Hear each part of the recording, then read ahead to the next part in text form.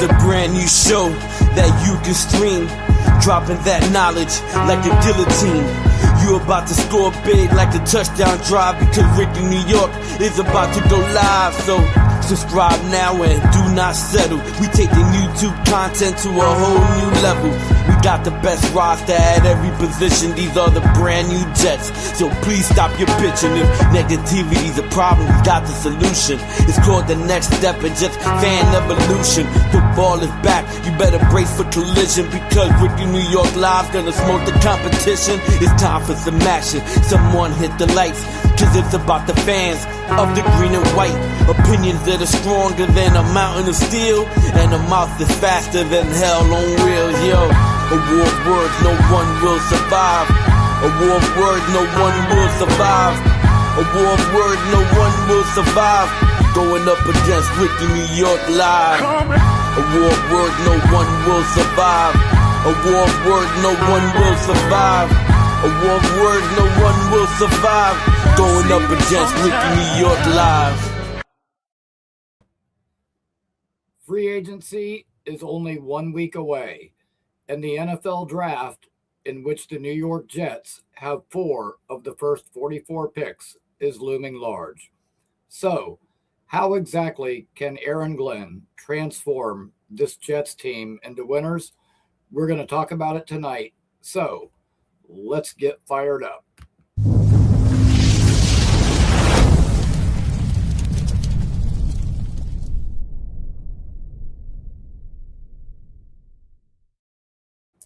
All right, I hope everybody is having a good week. Welcome to Rickie New York Live, the New York Jets show that rocks. While you're here, if you have not, please subscribe to the channel and hit that like button as hard as you can.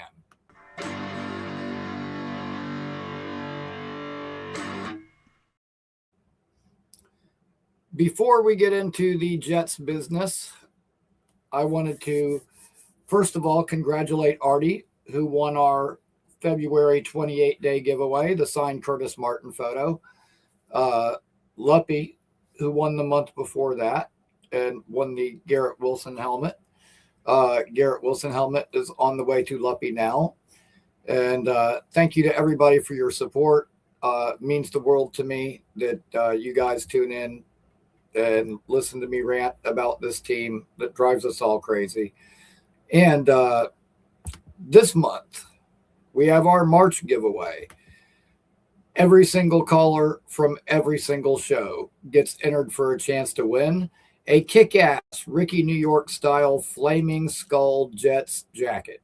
So, if you want a chance to win, all you got to do is call in. The only channel that gives you prizes just for calling in. There's no membership gifting. There's no super chats. There's no none of that. All you do is you call in and you win. All right. So how exactly can Aaron Glenn transform this team into winners? If you listen to a lot of the noise out there, people will tell you Aaron Glenn is on the hot seat. He's coaching for his job, etc. Let me tell you something right now. Aaron Glenn is not only going to be our coach this year, but he's going to be our coach the following year. He is going to be here through 2027 regardless. Okay, I think there was an understanding with Woody when he got here that this was going to take time. Yes, the first year was a disaster, and he was kind of feeling his way as a new head coach. That being said, Woody Johnson isn't an idiot, okay? All of us have been watching this season unfold. It was basically like Mendoza or nothing. It's basically like a one quarterback class if you're talking about a guy who can come in and be your franchise quarterback. When we lost our shot at Mendoza, that was over. Okay, Woody Johnson is not a fool. Well, debatable. Woody Johnson at least knows that there is no franchise quarterback in this class to be had.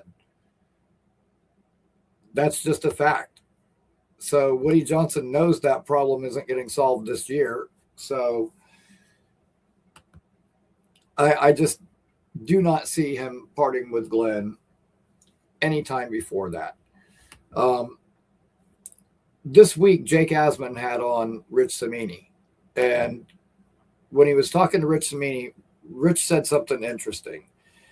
He said, I covered Aaron when he was a player here. I knew him back then. Yes, he was a little bit loud. He was a little bit brass when he came out with the media, when he became the coach. But Rich said, that's the way he was back then. That's the way he was then. That's the way he is now. And that's just the way he's going to be.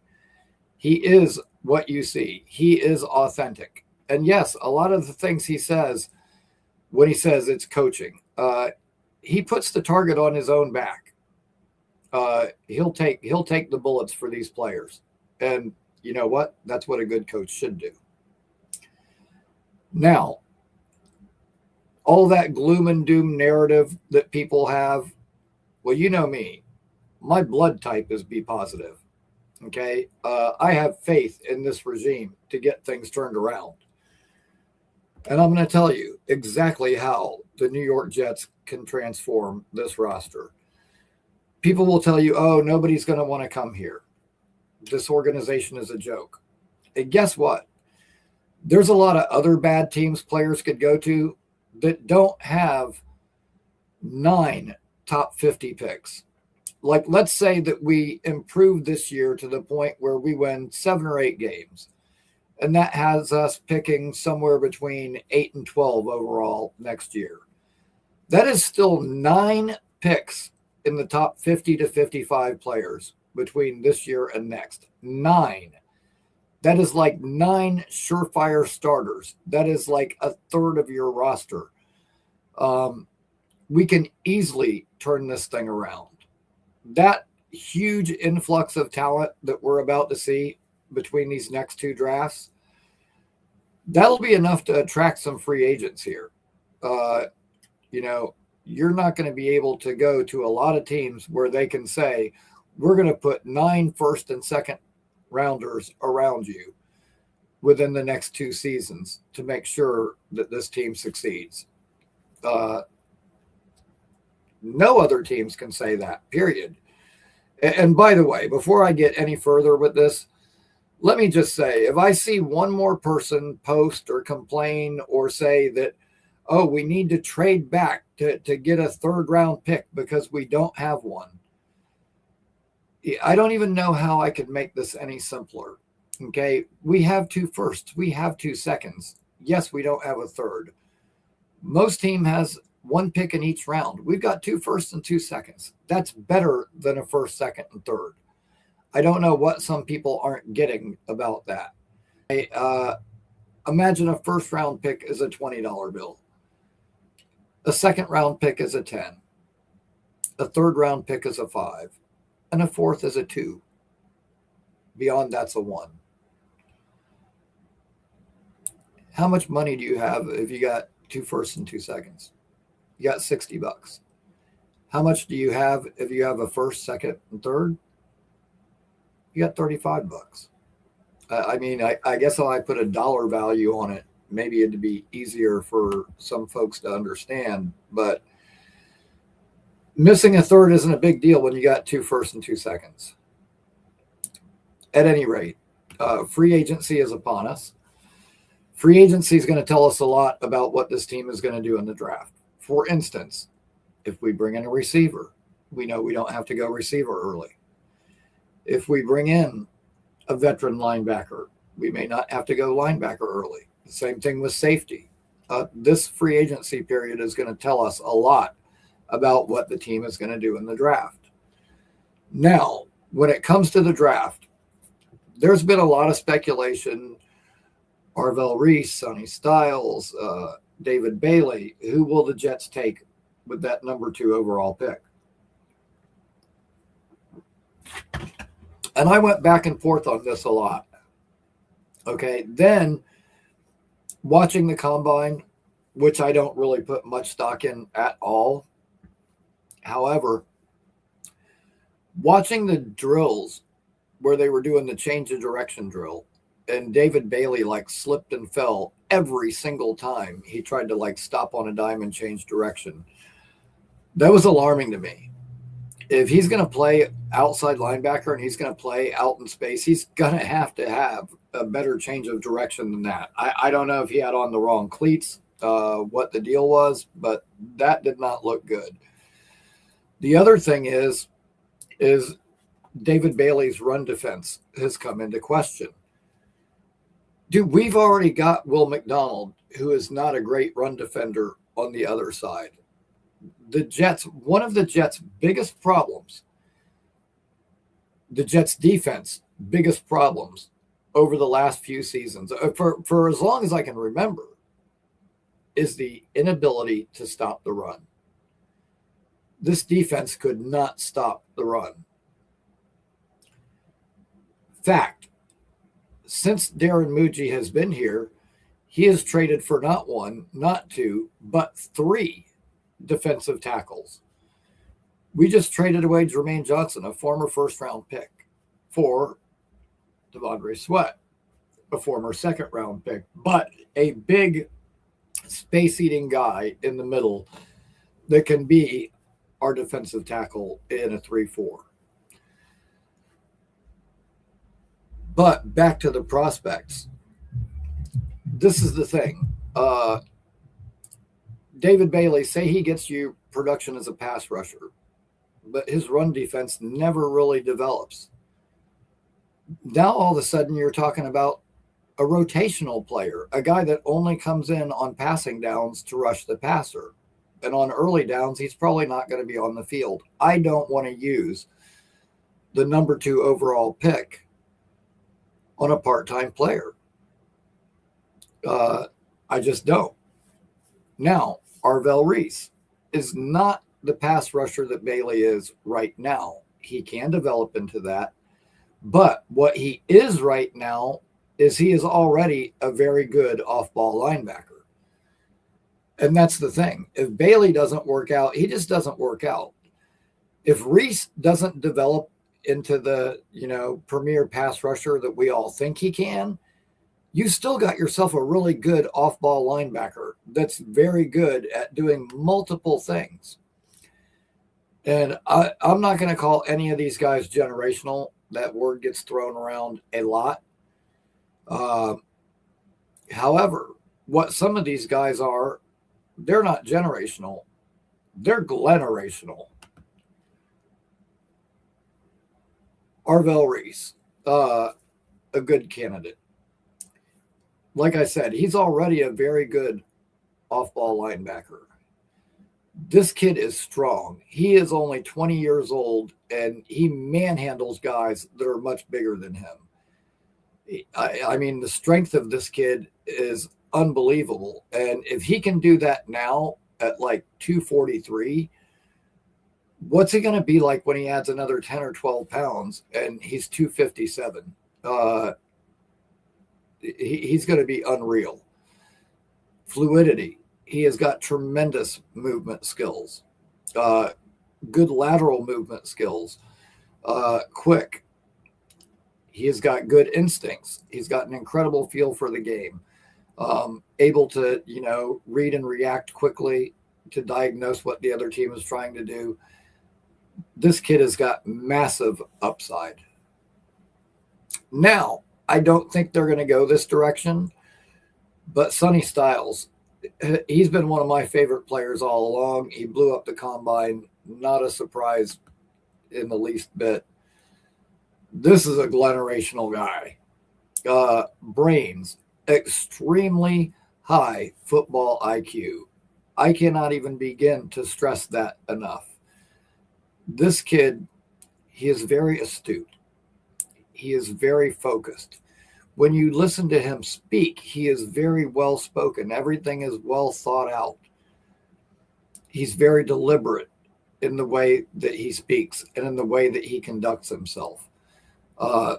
This is a really extremely intelligent player. And I'm not just talking about the leadership skills. I'm talking about, diagnosing what the offense is trying to do. getting other guys lined up in the right spots. That leadership that we haven't had there, that we've been sorely missing since C.J. Mosley left. He's super fast and very physical, a punishing tackler. He had a 0% missed tackle rate. 0%. 0 missed tackles last season. He's versatile. Good run defender, but also very good in coverage. This kid's a natural leader. I could see him being a team captain. Like I said, I don't think they'll go this way, but this is a hell of a player that's very intriguing. And for the pick at number 16, if it was me making the pick for the Jets, I already know who would be. Free safety Dylan Thieneman from Oregon. Again, very high football IQ, smart, diagnoses quickly, is able to read and react quickly, and has the makeup speed to correct, if he does get it wrong. Physicality, fast, devastating hitter. He will come downhill and he will knock your head off. Very solid tackler. He's got range. He's got sideline to sideline speed. The one interception he had in the game against Penn State to seal the game, I mean, he came from like halfway across the field and picked this ball off. He creates turnovers, which is something we can desperately use. He's versatile. This year, they played him more in the box. The year before, he played more in coverage. He's good at either. He is a good, solid, all-around safety. And that is something that we could absolutely use. Okay, hold on. I'm getting ahead of myself here. That is something we could sorely use. We could use a good center fielder, somebody who's really good in coverage but can also hit. I can't wait for them to remake this safety room. Suddenly Cook from Kansas City and Nick Cross from Indianapolis are the hot names in the safety market. Me personally, I'm a Reed Blankenship guy. Again, really, really good tackler, consistent, dependable, creates turnovers. He's going to get you 2 or 3 interceptions every year. Probably throw in either one forced fumble or one fumble recovery along the way for good measure. Just a really good, solid player. You guys also know that I'm a huge fan of Romeo Doubs and bringing in Romeo Doubs to be the 2.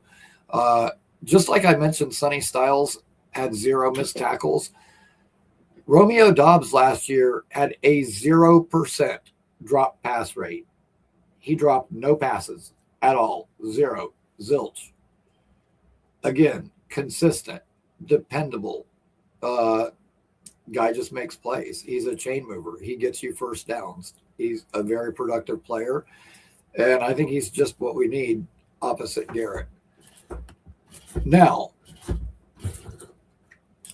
if we're talking about how Aaron Glenn can transform this team, I'm going to give you a couple of examples of what our roster could look like when we come out of free agency and after the draft. Real quick, again, anybody who calls in tonight automatically gets entered for our March giveaway. A kick-ass flaming skull jacket, Rickie New York style, really cool Jets jacket, and all you got to do is call in for a chance to win.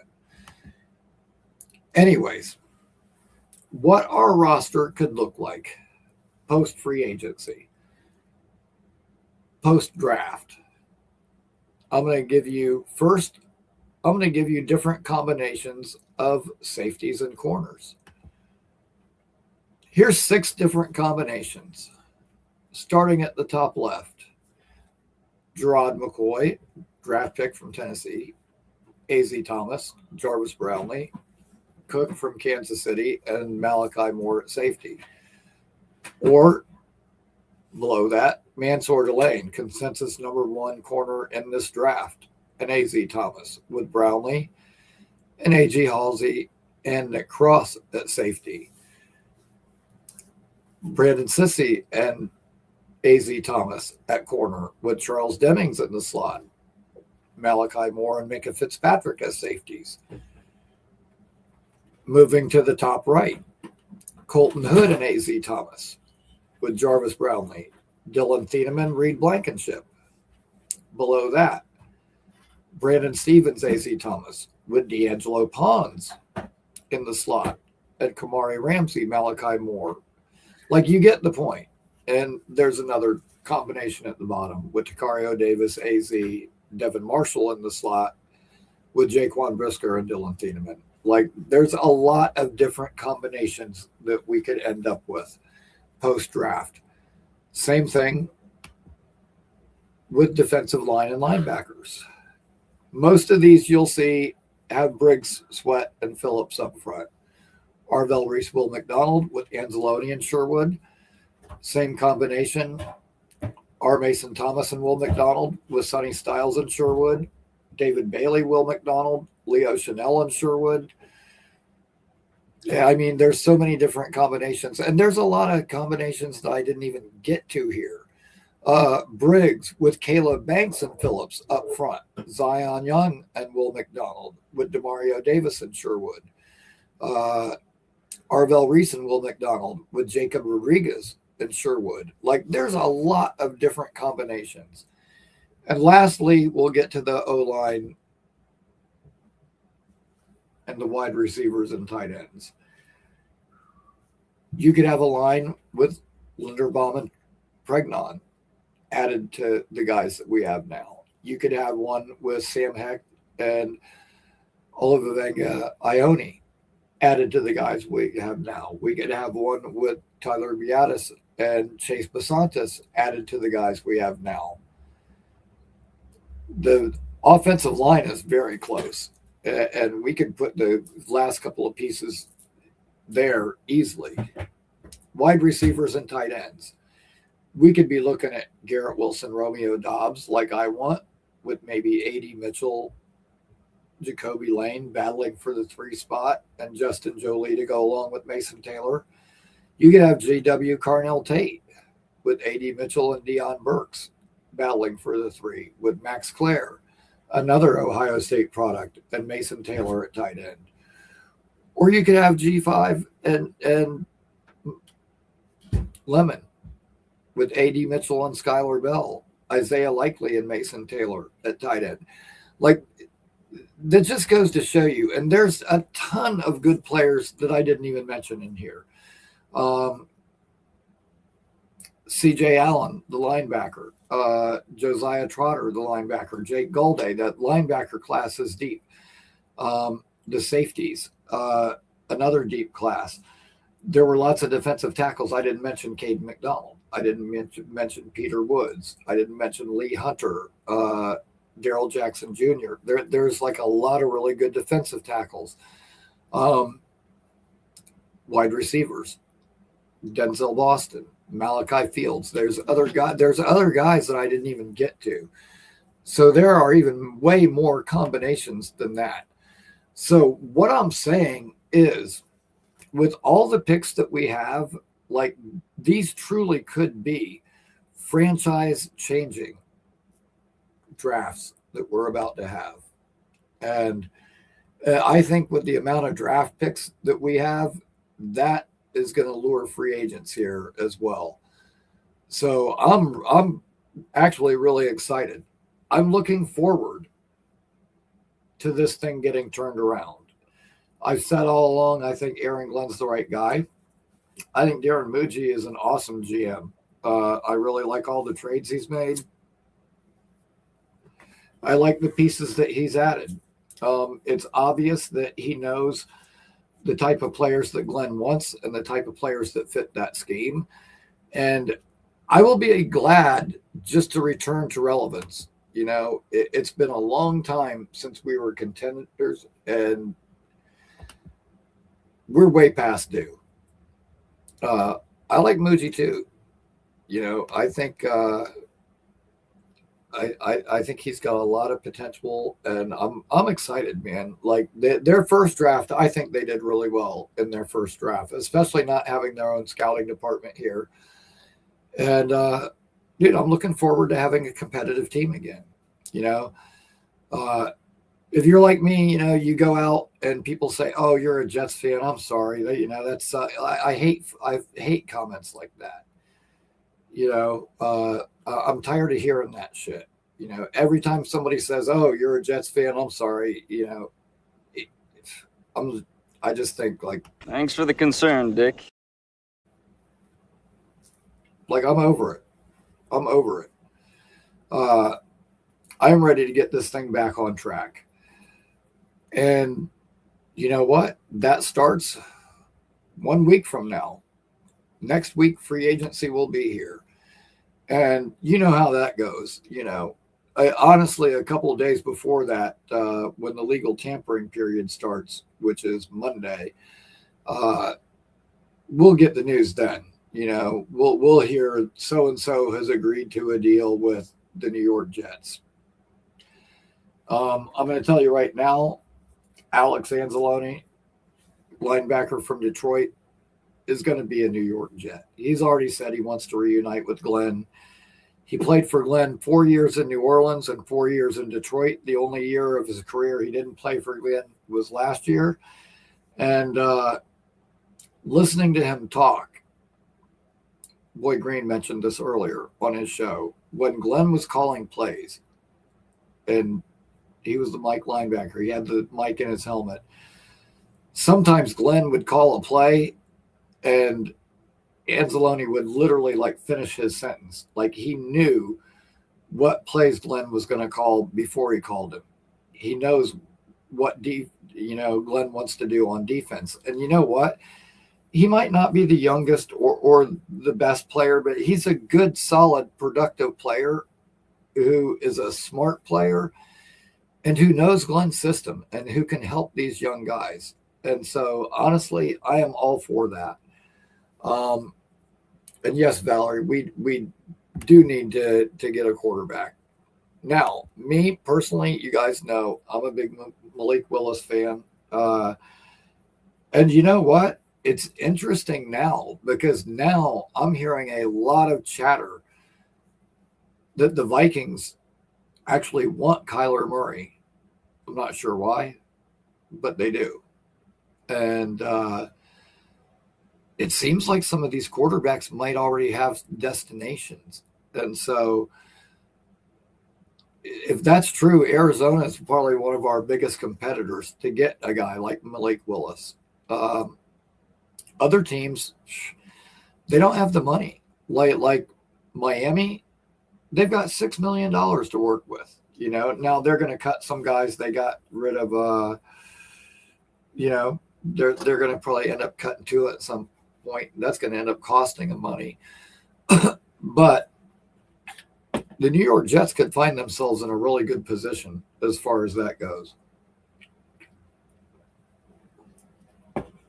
I just want somebody who can be decent, just average, just somebody who actually plays the game and will get the ball out and complete a pass. My God.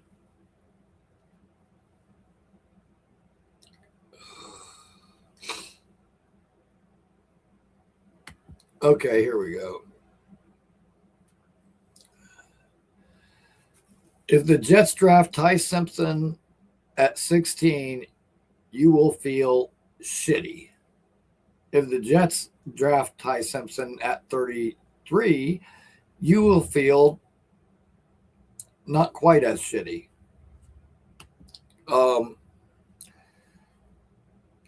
Honestly, I would probably pass on Ty Simpson myself. That's just me. I would, if I took a quarterback, it would probably be like a late round flyer.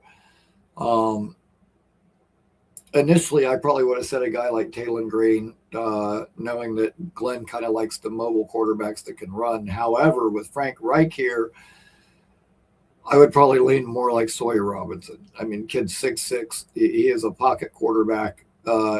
Interestingly, when I was watching some of the drills at the combine, a lot of the guys were having to kind of stop and go back to get balls.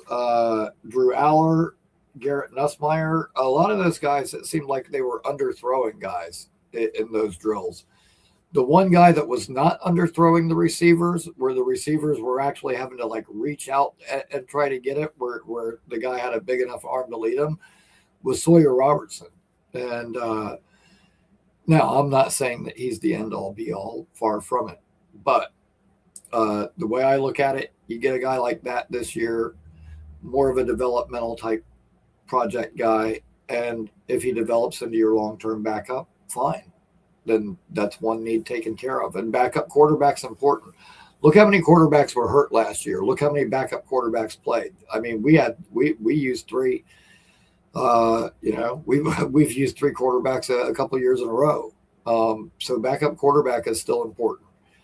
And then, if it was me, it would be like Darian Mensa or Jaden Mayava, one of those guys with the M name next year in next year's draft. Really, right now, if I had to pick right now, it would be Darian Mensa.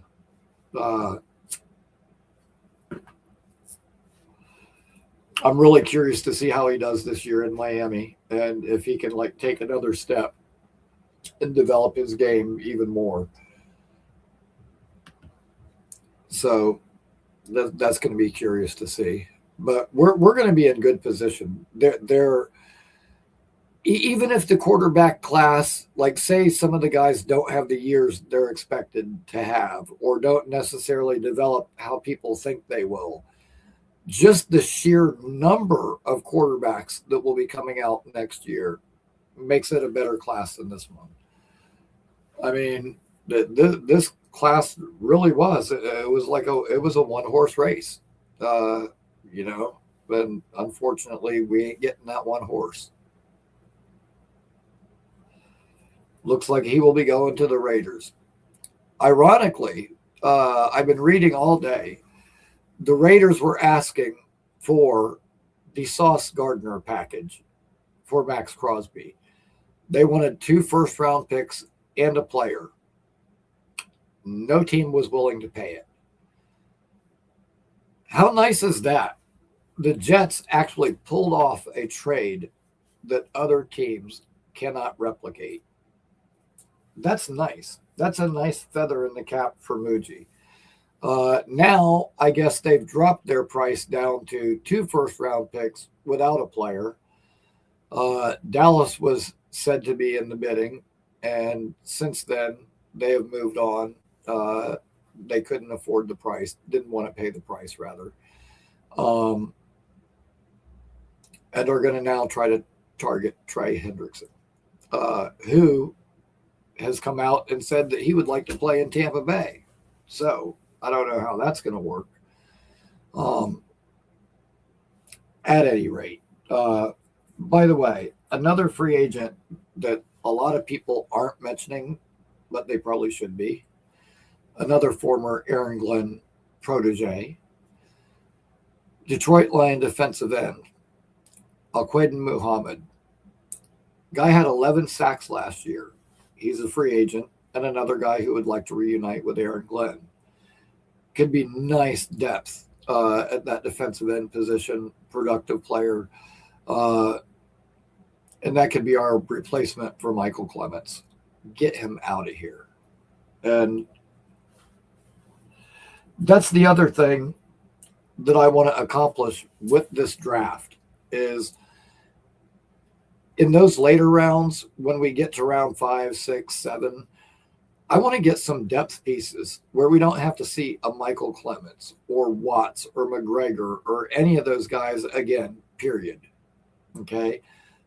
We get into those later rounds. I want like DeMondre Cartwright for interior defensive lineman.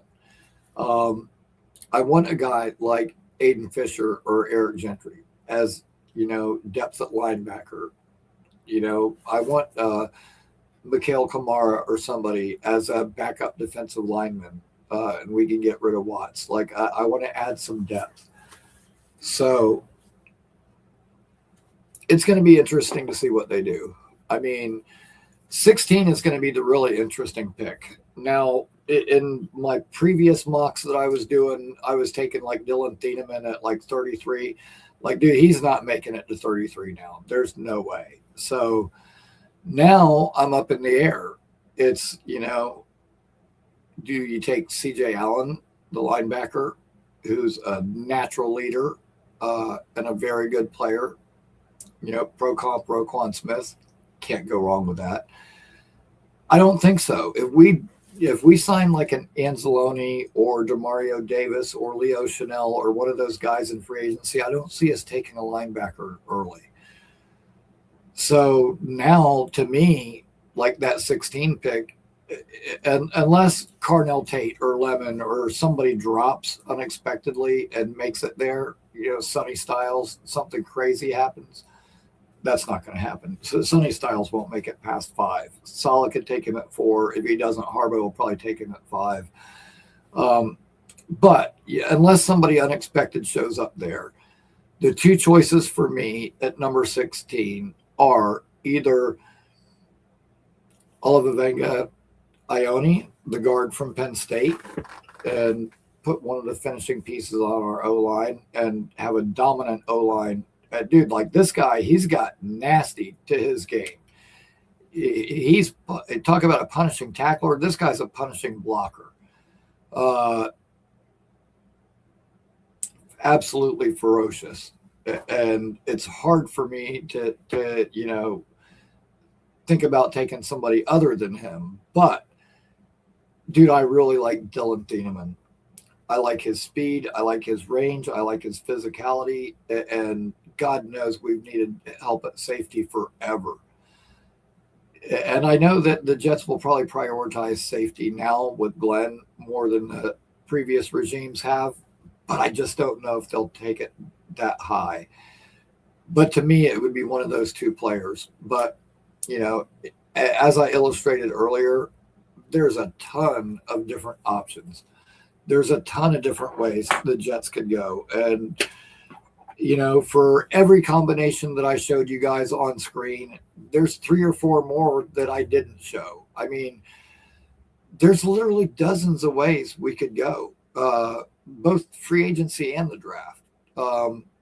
Free agency, like I said, at safety, you got Cook, you've got Nick Cross, you've got Reed Blankenship, you've got Jaquan Brisker, Minkah Fitzpatrick. I mean, there are a lot of safeties. So, yeah, it's, and I wouldn't be surprised if we added, one safety via free agency and another one in the draft. And I would be perfectly okay with that. That's what I think they need to do. But they could end up adding 2 veteran safeties. We'll just have to see.